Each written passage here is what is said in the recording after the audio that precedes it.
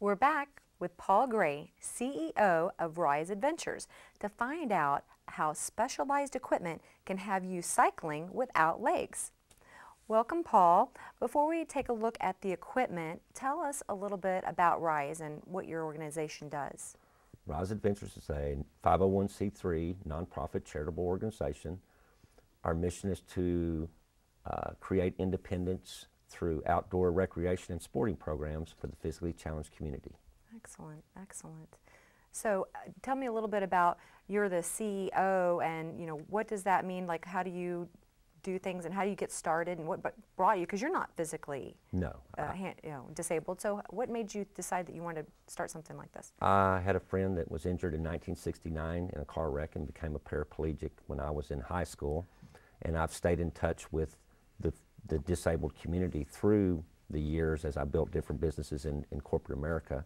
And when I retired, I needed to do something different in life and felt like that this is something that was true to my heart, and I wanted to be involved in it. So I formed Rise Adventures in March of 2007 and got a great board of directors together, and we've got 21 active programs right now throughout the Metroplex in a variety of different ways and with a variety of different disabilities. So give us a couple of different ideas of what kind of activities that you do.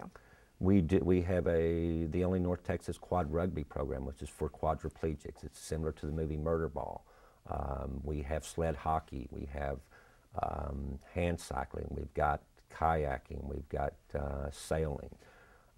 We just started our disability golf program, so that's just a few of the programs we have active today. So it sounds to me like activities are really what make your organization quite different. Is that correct? Tell me again, you've got disabilities and nonprofit. Are there other things that make your organization different than other disability-oriented organizations? Most outreach programs in North Texas is always focused on major events or specialized programs like wheelchair basketball where it's team play. Our mission was to start recreational play for all levels, colors, size, shapes of physical disabilities on a weekly basis. So we wanted to provide outreach through all of the local hospitals and affiliations to be able to not only just put these guys in team sport, we wanted to put them in recreational sport. We want to create that independence through activity and through getting with their peers in a variety of ways.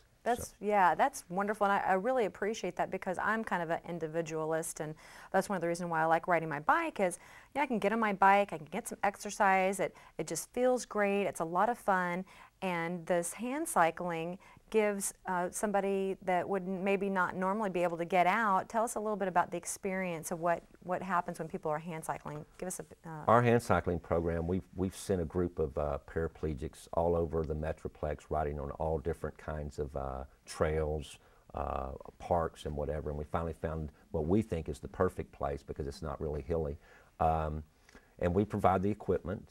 There's a variety of different types of hand cycles. There's from the low end that a kid can ride to the adult super, where they can really get out there and rock and roll with it. So we provide the equipment, we set it up, we provide a tent, free food, free water, and we bring them out to the program and let them try on the 6.5 mile, 12-foot wide concrete track different levels of bikes to gain their interest. We invite their family members to bring their regular bikes to ride with them, so they can gain, and participate in that experience. We try to do everything in a family-oriented way.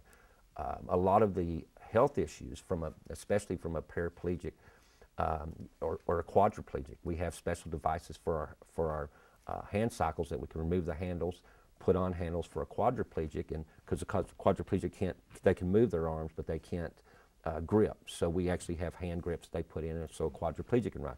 Amputees, muscular dystrophy, so all of those and many, many more can actually ride these types of hand cycles. It's great for your upper body, especially if you're newly injured and you're paraplegic and you're going to have to start using just this upper body strength. Well, nothing's more than doing this for a couple hours a day or a week or whatever to really build that upper body strength that'll help you in all aspects of your life.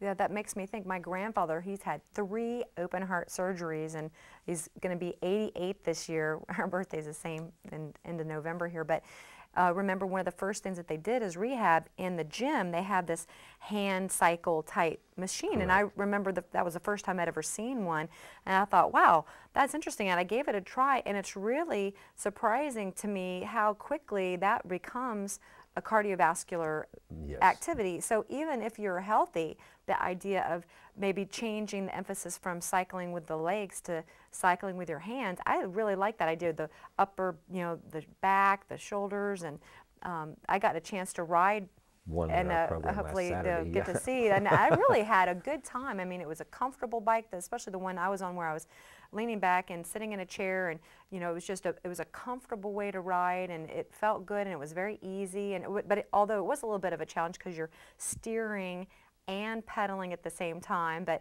even my 9-year-old daughter got a chance to try it, and she did pretty good. I was really, it took her a while to want to try it, but when she did, she had a good time with it. All of our programs are free for rides, so we just, this equipment is so expensive. I mean, you're talking about anywhere from a low end of $15,000 to $2,000 to a high end of $4,000 to $5,000 for one piece of equipment. Wow.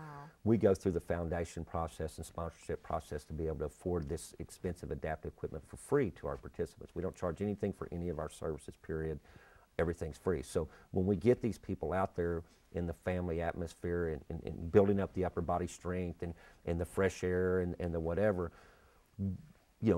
it's a win-win for everybody. One of the things that our organization has noticed, and really I've been involved in nonprofits for about the last 4 years, is the fact that not only do the programs work at creating that independence, it's the peers. If we get someone out and they see that somebody else is doing it and what that person's done with their life, the peer exposure in the talking and the camaraderie does as much as what our program does in every one of our programs. And it's amazing how they can ask another disability maybe some of the personal issues they're having with their disability, and cycling's a good way to do that. You can go out and ride bikes with your family, your kids, or another disability anywhere you want to go. So.